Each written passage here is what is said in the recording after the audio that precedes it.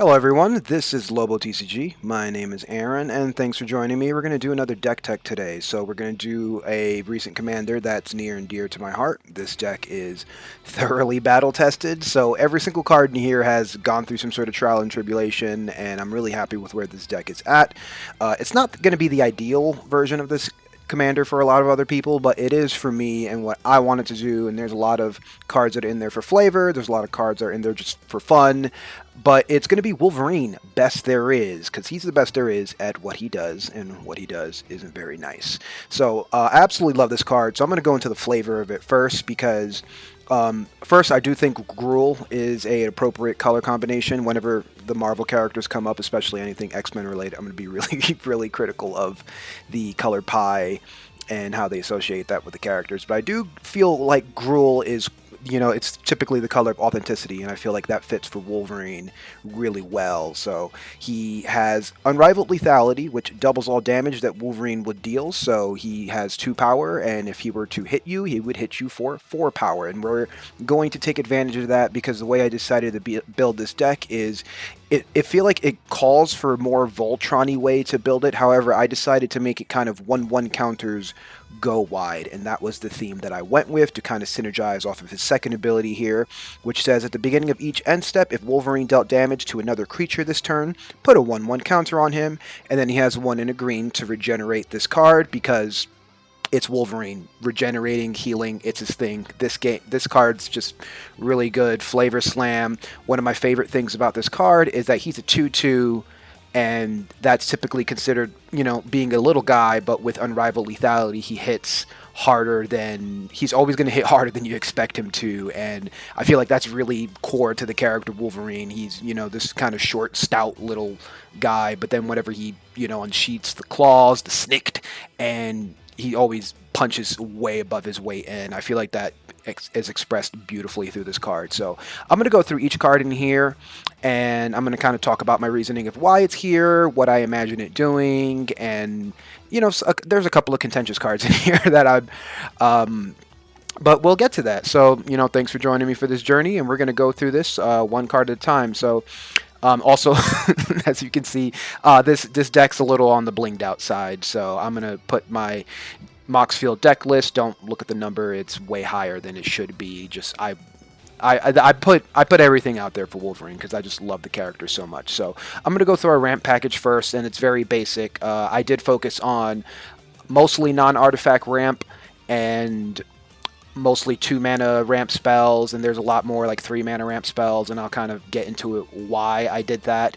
So we have Soul Ring, there's Arcane Signet, so we have Kami of Whispered Hopes. This is our first synergy ramp card. So if one or more 1/1 counters will be put on a permanent you control, that many +1 are put on that permanent instead. So it's a Hardened Scales effect, and then you can tap Kami to X mana of any one color where X is its power. This gets out of hand really fast. So a lot of times, sometimes it's tapping for like 5 or 6 mana, or with all the other synergies, if things are going crazy, you can tap for 12, 13 mana. But if I'm tapping for that much, I'm probably winning already anyway. So really good card in this deck, has a lot of synergy, cares about 1/1 counters, that's why it's in here.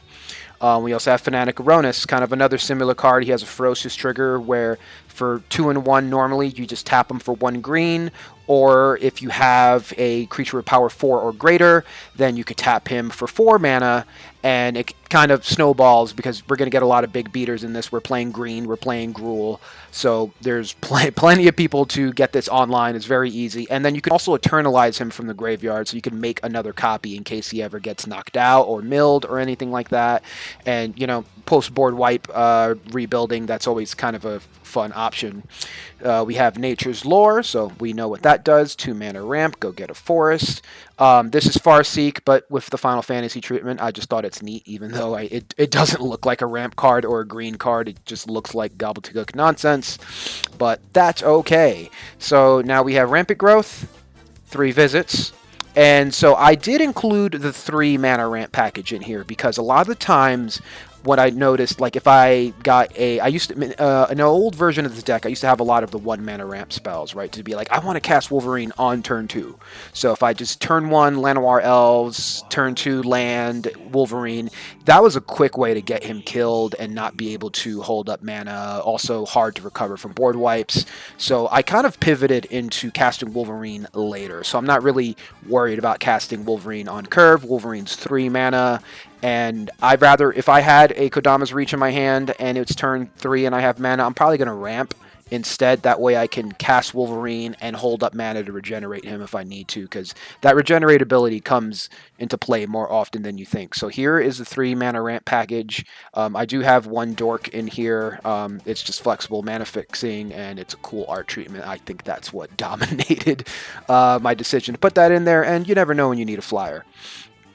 So we have some utility cards in here. So we have Pinnacle Monk. It's mostly here to be a land more than anything else, but you can always go get a instant or sorcery card from the graveyard to your hand. You never know when you're going to need it.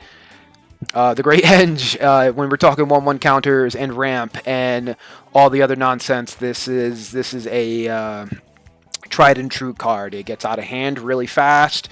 You draw cards off of it. It gives you mana. It gives you life. The amount of things this card does is bonkers. I don't really need to get into it. You can just look at it and see what it does.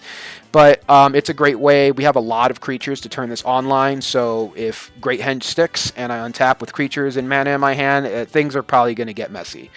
And they're all going to get 1/1 counters. New card here. So we have Terra Symbiosis. Whenever you put 1 or more 1/1 counters on a creature you control, you draw that many cards. Do this only once a turn. So this is a method of card draw. So we're kind of in our card draw package right now. Drawing cards is important for staying online, having a full grip, being able to get back into the game or always have something relevant. You don't really want to be down in cards in a game of Commander. So this is a great way to draw cards and also synergize with our Commander. So we have Lifestream's Blessing. So this says draw X cards, where X is the greatest power among creatures you control. As you cast the spell, if the spell was cast from exile, you gain twice X life. So we could foretell this on turn 2 and then cast it for 5 at instant speed, or we could just draw it out for the 6, especially because we have a lot of other cards that are giving us big mana piles like Fanatic Aronis and the Kami from before. There's a lot of things we can do to, and also like if we have a big creature and we target someone who's just, even if Wolverine's like 4 or 5, or even any other creature just sitting there, there's a lot of big beaters, and if the spell resolves, then you're probably going to be drawing a full grip of cards. And Rishkar's Expertise is kind of the OG version of this, so draw cards equal to the greatest power among creatures you control, and you can cast a card with converted mana cost 5 or less from your hand without paying its mana cost, so it simultaneously ramps you into something. It also draws you cards. It's dominantly here for card draw, and then you can kind of cheat something 5 mana cost or lower, and if you're like drawing 5-6 cards off of this, then you're probably going to have some sort of really good valid target to cheat out. And we have Balaged Recovery, just to get something out of the graveyard. It also can double as land. This is a great card, and whenever you're dealing with a lot of attacking cards and attack strategies and things like that, we want cards that reward us for attacking, let us draw cards. Oran Frostfang is one of those because attacking creatures you control have Death Touch, and whenever a creature you control deals combat damage to a player, then you draw a card. So you're able to draw a card for each hit that gets off. We have Toski, who does something similar. Toski is also a fun card because Toski is indestructible, can't be countered. And Toski has to attack every turn if able, and in a 1/1 counters deck, Toski's not always going to stay a 1/1. Toski can get real big real fast, and then all of a sudden it's a problem and you're drawing lots of cards. So Toski's good stuff. So we have Neith of the Dire Hunt. So whenever 1 or more creatures you control fight or become blocked, you draw a card. So there's a couple of fight spells in here, but it's mostly counting on your opponent blocking, especially because Wolverine hits really, really hard, and people do not want to take that damage. You can just get blanked out from Wolverine really fast. So you can also have a little combat trick with Neith where it says at the beginning of combat on your turn you may pay 2 and a gruel, and if you do, double target creature's power until end of turn. That creature must be blocked. So even if you're just targeting vanilla Wolverine, and vanilla is a 2/2, then you double it to 4/4, then it has to be blocked, and then it's going to do 8 damage when it lands, and then you could just regenerate Wolverine. So putting your opponents in kind of an unfair position where they have to block Wolverine or anything like that. Even if Wolverine has trample, there's lots of ways to give Wolverine trample. We have Gold Vein Hydra, so it has Vigilance, Trample, Haste for X and a green, so it enters the battlefield with X 1/1 counters on it. When Gold Vein Hydra dies, create a number of tapped treasure tokens equal to its power. So kind of just a fun little payoff, something to do with a lot of mana, something to do with the 1/1 counters, and also Vigilance, Trample, Haste. That's a lot of keywords. This card, it could be a big payoff if you have a lot of mana or something to do. And it's kind of in the maybe pile in this deck. It's one of those, like, if I had to make a cut, Gold Vein Hydra is one card that I kind of always kind of look at it and I'm like, I can probably cut you, but it's made the final cut right as of right now, only because it's something to do when you have a lot of mana, and those words are really relevant.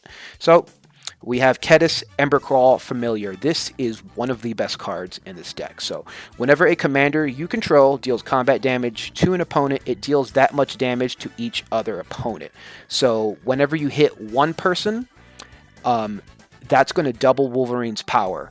Then it's going to trigger again because Wolverine's going to deal the damage to the other players, and then that is going to get doubled again. So the person you're hitting is getting hurt the least, and your opponents are basically taking quadruple power of Wolverine, and that ends the game really fast. It kills everyone at once. It puts you in a position where you don't have to choose your targets. You can kind of just go wide and just hit the person that's open, and this is one of the best cards in the deck. So this is a really, really important piece of this deck.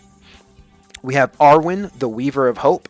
Each other creature you control enters the battlefield with a number of additional 1/1 counters on it equal to Arwen, Weaver of Hope's toughness. So it starts at 1, but there's a lot of 1/1 counter synergy in this deck, and that spirals out of control, and the creatures are just coming in with a lot of counters on them, and it spirals out of control, and it's actually a pretty rad card. And we're moving into our 1/1 counter synergy section of this, as you can tell. So we're going to talk about what we're doing with counters. So this is a deck that I have to show up with an entire bag of dice to play. So we have Renata, Call to the Hunt. Her power is equal to your devotion to green. We're not necessarily worried about that because we're worried about the second line of text, which is each other creature you control enters the battlefield with an additional 1/1 counter on it. So it's just giving all your other creatures 1/1 counters for just coming into the battlefield. And then we have Kodama of the West Tree. So it has reach, and modified creatures you control have trample. Modified means anybody holding a weapon, or who's enchanted, or has a counter on them, they are now modified. And in a 1/1 counters deck, it's practically going to be everyone. And then the second line of text here is just all gravy. Whenever a modified creature you control deals combat damage to a player, search your library for a basic land card, put it onto the battlefield tapped, then shuffle. So you're ramping, you're getting basics. We have a lot of basics in this deck too. I tend to run heavy on the side of basics, because it's cheaper to do that for building mana bases. But yeah, it's going to absolutely just get you basics on the field. It's going to also improve your draw because you're taking basics out of the deck, and it's rewarding you for having 1/1 counters. We have Peer, Imaginative Rascal. As partner, we're not worried about it. We don't have Toothy in there. Toothy's blue. We can't do it anyway. So if one or more counters would be put on a permanent your team controls, that many +1 of those kind of counters are put on that permanent instead. This is a hardened scales effect. It's just giving you one counter for the thing you're already doing. And as we established, Wolverine's ability has baked in counters into it. So our commander is able to generate counters on its own, and hardened scales effects are really good. Then there's Forgotten Ancient. Whenever a player casts a spell, you may put a 1/1 counter on Forgotten Ancient. Just one thing to be careful of. Remember, you got to be really vigilant about remembering the may there, because if you miss a trigger, then they'll be like, oh, well, you chose to may not put a counter on it. That's something that I always forget because Commander's a long game, and I'm sitting there like, how many spells you cast? So make sure you're just triggering those abilities whenever anyone casts a spell. I'm mostly talking to myself because I'm very forgetful on triggers sometimes. But also at the beginning of your upkeep, you may move any number of 1/1 counters from Forgotten Ancient onto other creatures. So you go the whole table rotation where people are casting spells. Everyone's going to cast at least one spell, and then you're going to have. Also, it says a player, so it cares about you casting spells as well. and you're going to go through one entire rotation, and someone's going to cast a couple spells on their turns, and then you're going to have all these counters on Forgotten Ancient, and then you can move them to bigger and better creatures, such as Wolverine. Best there is.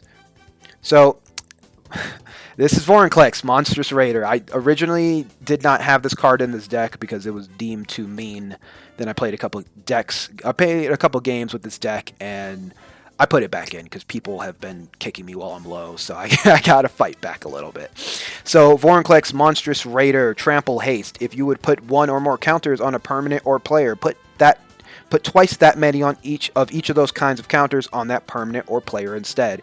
This is a doubling season effect. It halves all your opponent's counters, it doubles all of your counters, and it's pretty rude effect, especially if your opponents are also doing things with 1/1 counters. This resolved in a game. I was playing against a Mothman and explaining to the Mothman player, I get 0 rad counters. Actually, your commander just does nothing right now effectively, is kind of rude. And you know what? It's going to stay. And we have one of the champions of this deck. We got Bristly Bill, Spine Sower. So he has Landfall. Another reason why we have a lot of 3-mana ramp spells and things like that in this deck. Whenever a land enters the battlefield under your control, put a 1/1 counter on target creature. So just put a counter on the thing.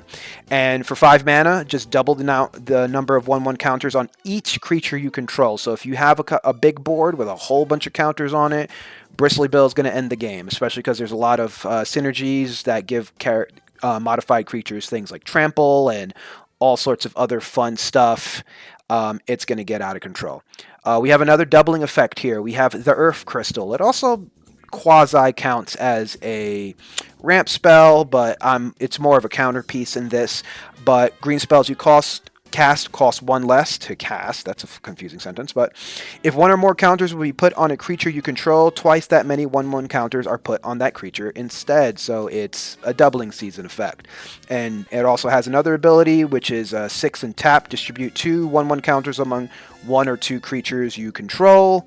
And this is a good card for rebuilding after a board wipe, especially if you have a whole bunch of creatures with lots of 1/1 counters. Someone casts the Wrath of God, and you need to get back to business. This is a great card for doing that, especially because it distributes 2 1/1 counters, and it also sees its own ability to double those counters, so it's actually doing 4.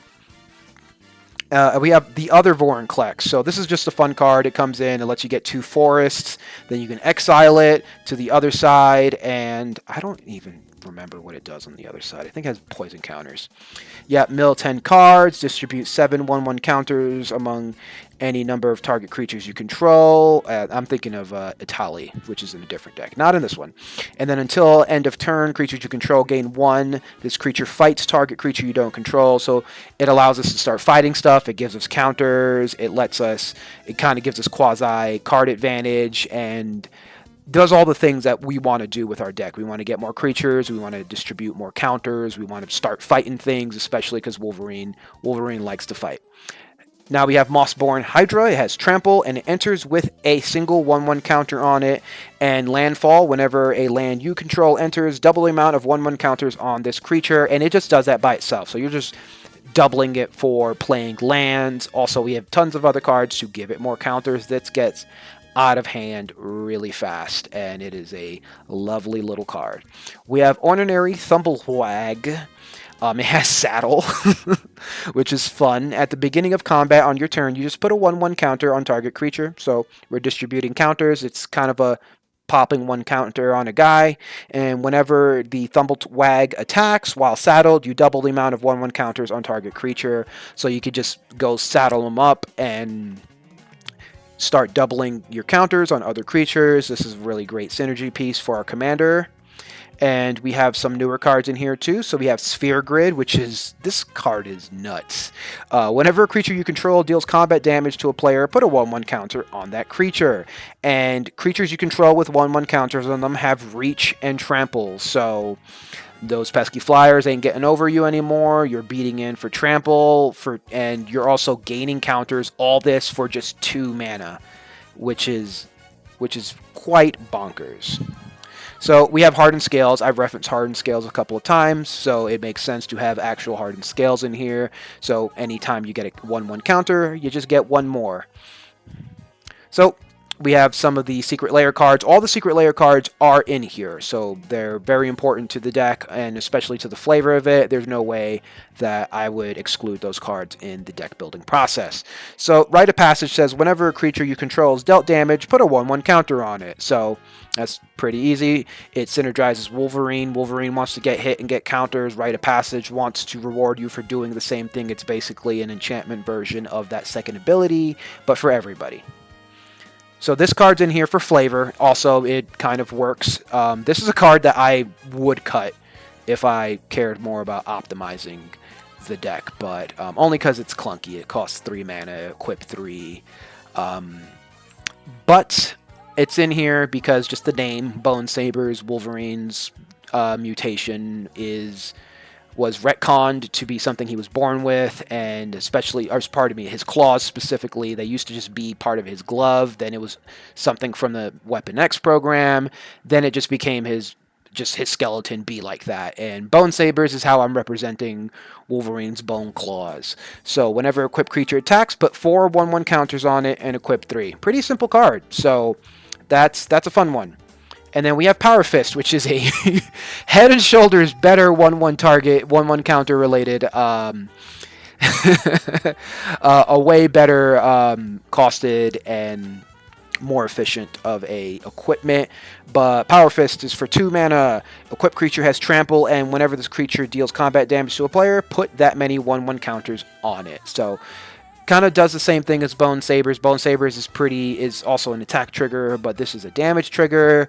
But I feel like I've gotten more value out of Power Fist. One, because it's just cheaper to equip. It's 4 mana to just play it and equip it immediately is almost nothing. So Power Fist is a great card. Now we have Adamantium Bonding Tank. This is the Ozolith. So whenever a creature you control leaves the battlefield, if it had any counters on it, put those counters on Adamantium Bonding Tank instead.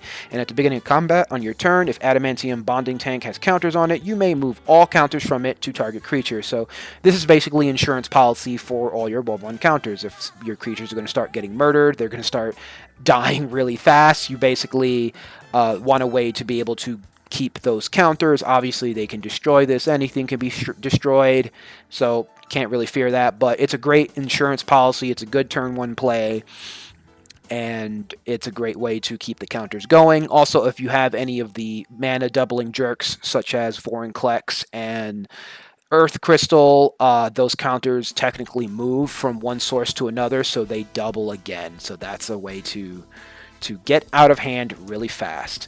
So here's the thing. Next section's dedicated to the battle testing part of this deck. People are going to come for you. People are going to try to kill Wolverine. Wolverine has the regenerate ability in it, but that's not always going to save Logan. So we need ways to protect our commander. So we have going through here next is just ways to make sure that we're untapping with Logan. We've got ways to protect him at instant speed because people are going to come for him. It's going to be a logical target to remove. So we want to be able to respond to everyone who is trying to come for us. So we have Guardian Augmenter. So as Flash, commander creatures you control get +2/+2, and commanders you control have hexproof. And this is a pretty sweet card and does a lot of things to be able to protect you, and it's great. Gives you hexproof, lets you fight back against combat tricks, makes people who are doing blocking have to do their math again, or they just die. This is a pet card, but the amount of times Snakeskin Veil has saved my hide, I have to include it. It gives you a counter, it gives you hexproof until end of turn, it throws the math off for blockers, it gives you hexproof, it does a lot of things that are going to help protect you. It is a great card. We have Heroic Intervention. So permanents you control gain hexproof and indestructible until end of turn. This is a commander staple. We all know what this card does and why it's here. We got to protect our board from board wipes. We got to protect our Logan from, getting owies. And it's a pretty dope card. Now we have Tamio's Safekeeping, so target permanent you control gains hexproof and indestructible until end of turn. You gain 2 life. This card's phenomenal because you can save something from a board wipe. You can save something from targeted removal, specifically exile spells, and you also gain 2 life. So none of those words are bad on that card, and this is like a $4 common for a reason. And now we're going to kind of talk about making combat difficult for other people, which is what we want to do in a combat-focused deck. So we have Brotherhood Regalia. So it turns Wolverine into an assassin. That's awesome. I mean, we can get into the comics, but Wolverine is an assassin. He's kind of a Ronin more than anything else, but we're not going to get into that. And equip legendary creature 1, it gives him ward, and also he can't be blocked. So this is going to end the game for someone, because if Wolverine has a bunch of counters and then all of a sudden you can't block him, he's going to be a problem. It's going to force things out of people's hands to be able to protect themselves because they're not going to be able to chump him. This is a fantastic card. This is also a like $9 uncommon, so I think we know that. But we're doing that to keep Wolverine safe. It gives him ward.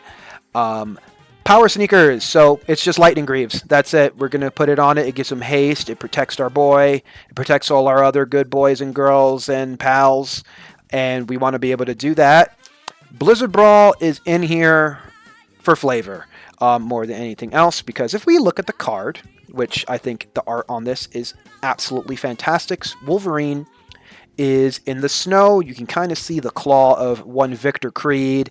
We associate Wolverine with being the snow. He's Canadian, the Weapon X program. Like, there's a lot of imagery of Wolverine in the snow, and it's appropriate. So we have Blizzard Brawl in here. And to celebrate Wolverine being in the snow, I'm going to jump ahead here, but all our basics are snow covered. So plenty of targets to be able to keep Blizzard Brawl online and make sure that we are getting that trigger off of that. Also, like, even if Blizzard Brawl was not in this deck, I would keep the snow covered basics in here, because I think that's being committed to the bit in a way that I will always appreciate. So we're talking about fighting back. So that is a removal spell. Have Wolverine hit something, and the fun interaction with Blizzard Brawl, even if it makes him indestructible, it triggers his second ability. It's still an end of turn trigger, but it's going to trigger that ability, and he's going to get a 1/1 counter, and he's also indestructible.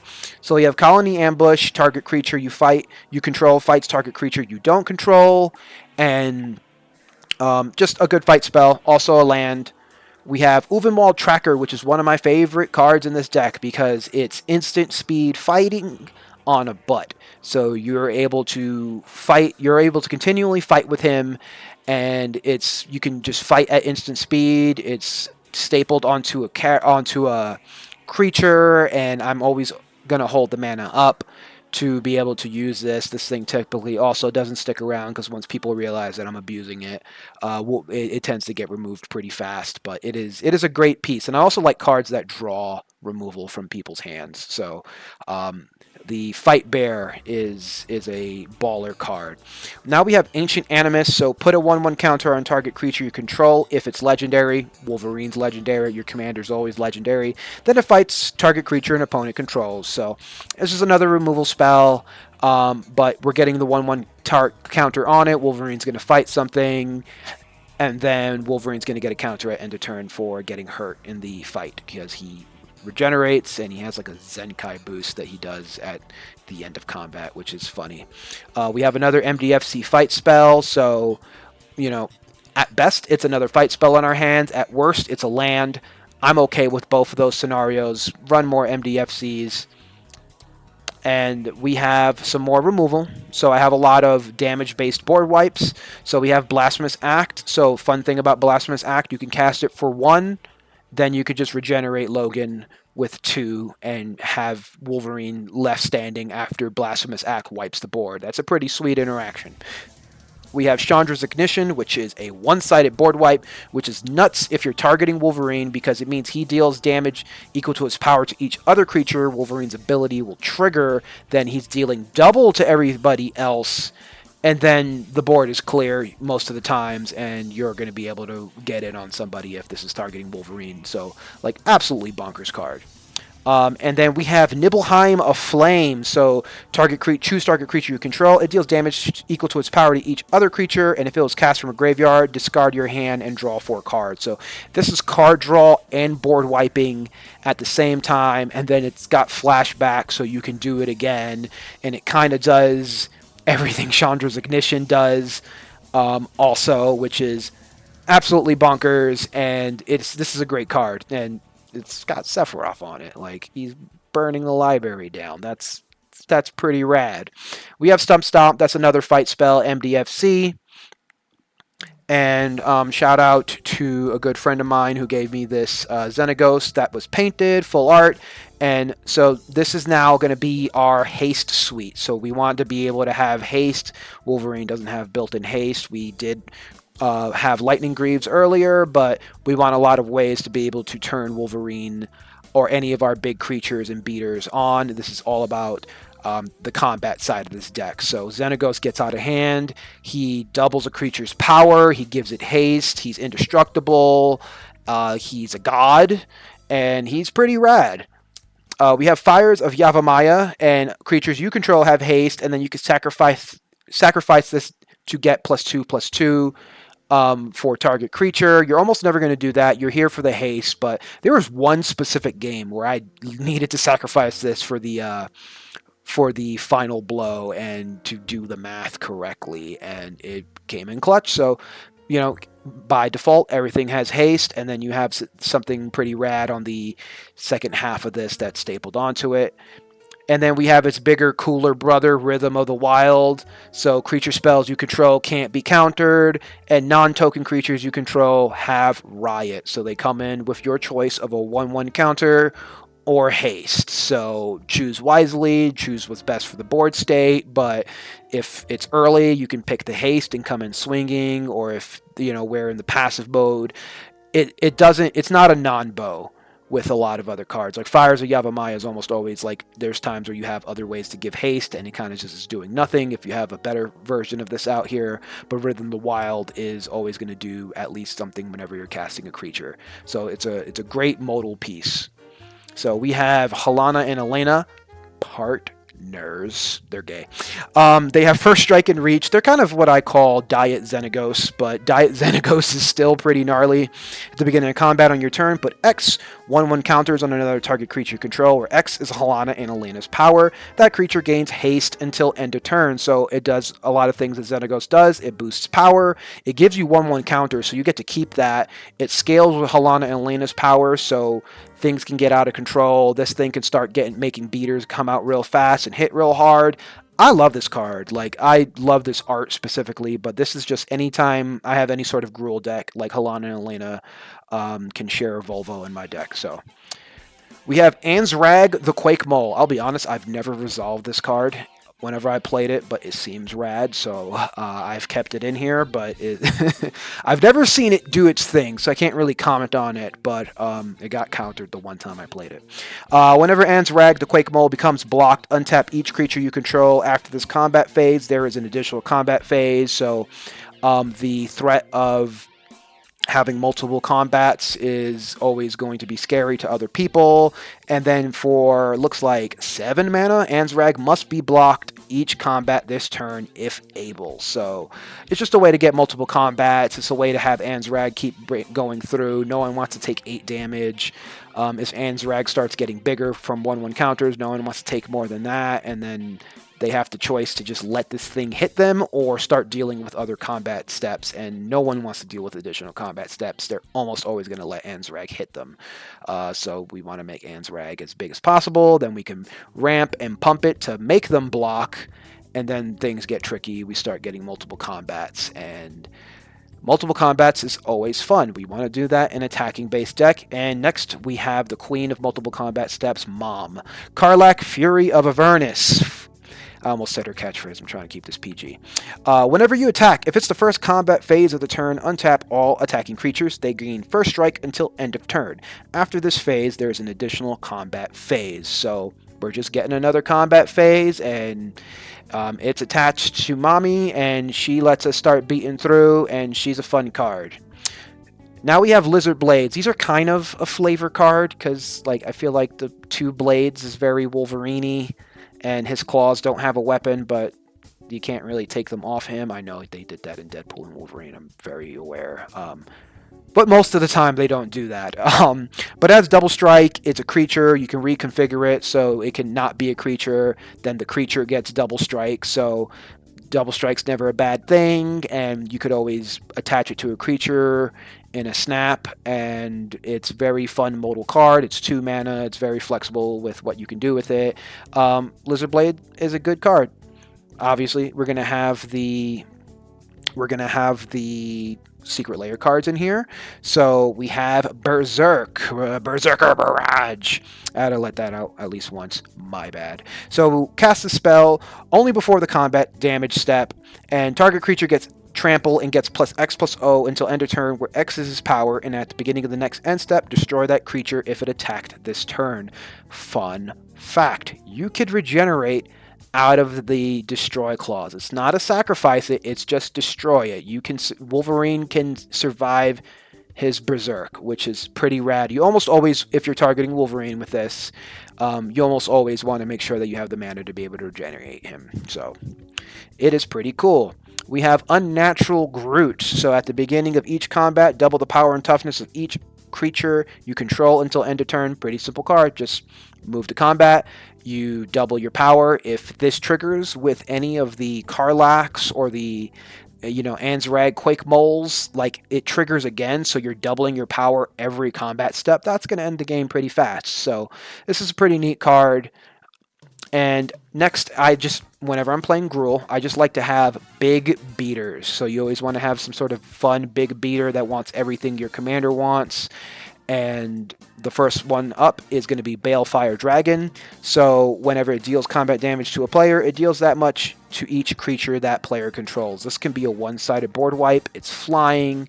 It wants everything that we've established in this deck, all the 1/1 counters, all the synergies, all the Xenagoses and the Helana and Elenas. You can just play Balefire Dragon, haste it up, and then just blow someone out completely. I've literally had people scoop because they got absolutely clobbered by a Balefire Dragon before. And then we have Twin Flame Tyrant. This card is gorgeous, first of all. Second, it's another fun big beater to synergize with a lot of the big beatings we have in this deck. So it's flying, and if a source you control will deal damage to an opponent or permanent it controls, it deals double that damage instead. So this is a replacement effect, and it's going to double the Wolverine's double, and you're quadding your damage on Wolverine. That's disgusting, and this is a dope card. Also, this card's in here as a joke. The joke is I just think it's sweet. Like, whenever I'm looking at cards to cut in this deck, I'm like, man, I should cut Jumbo. But I can't cut Jumbo because he is my son and I love him. But Jumbo Cactar has, whenever this creature attacks, it gets plus 9,999 until end of turn. I've once killed someone with Jumbo Cactar wearing the Brotherhood regalia, and just because of that one moment, he will never leave this deck. He is my son, and I love him. And that's it. We can sit here and dig into lands, but lands do not bring me any joy.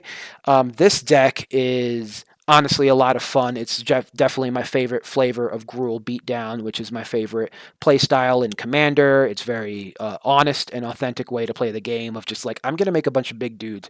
I'm going to hit you as hard as I can, and it's always fun to have these kind of decks in there. Wolverine is such a fun commander. In that space, this deck actually can operate without Wolverine sometimes because your homie's going to get removed. That's how come we have the safety package in there. But have any suggestions for this? Let me know in the comments. I absolutely would add Ouroboros if I had it. That card's $20. I did not get one in my Edge of Eternity's box, and I don't know what I would drop for Ouroboros. Logically, it should be Jumbo Cactar, but over my rotting corpse will I take my son out of this deck. But thanks for joining me. If you have any questions, comments, concerns, you want to see more deck techs, let me know in the comments below. Again, my name is Aaron. This has been another deck tech. I'm going to try to get more of these out for you guys. And thanks for watching. You have a great day.